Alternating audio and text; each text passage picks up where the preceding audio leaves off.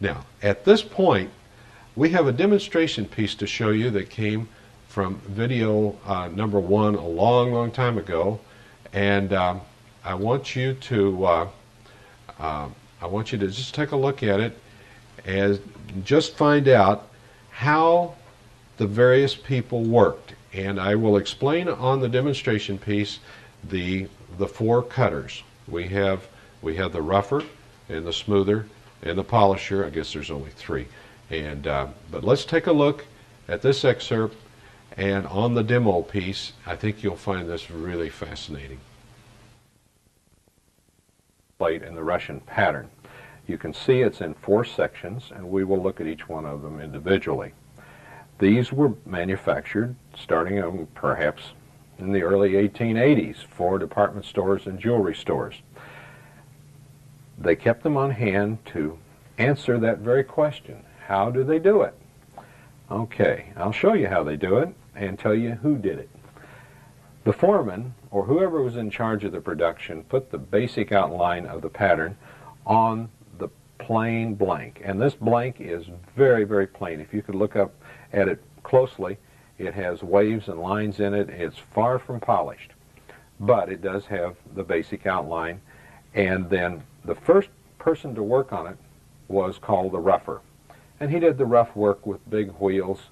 He only had big wheels, and he worked with steel wheels and carborundum wheels, depending on what era it was.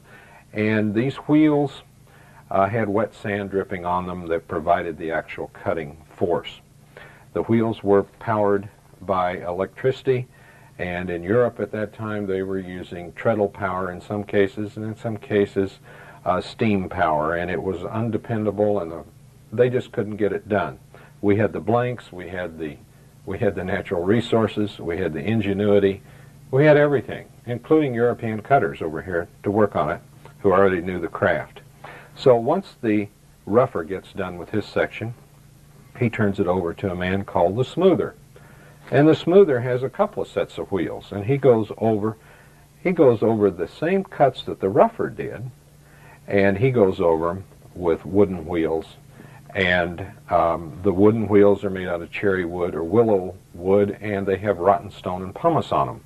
And as it begins to brighten up, he also has a smaller wheel, and he has begun to do the work with the strawberry diamond in here. And again, it's far from finished.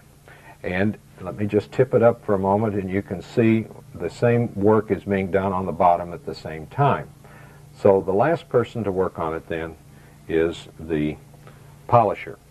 And the polisher goes over this with more wooden wheels, and he goes over it with felt wheels, and finally with Tampico brushes. And of course this is all in the era prior to the advent of the acid polish. But you can get an idea and of just what was involved, because even the little strawberry diamond parts down in here are all polished by the smoother. Okay, Fido, would you look out, please? I'm trying to show these folks something. Okay, and even to the edge of the rim. You see our rim here is very rough right here, and the rougher puts a few little cuts on it, and then as it comes around, the smoother adds a little bit of polish to that, and finally it's fully enhanced on the bottom by the finisher. So this is a demonstration piece in the Russian pattern, and in a nutshell, without getting into a great deal of detail, this is how it's done.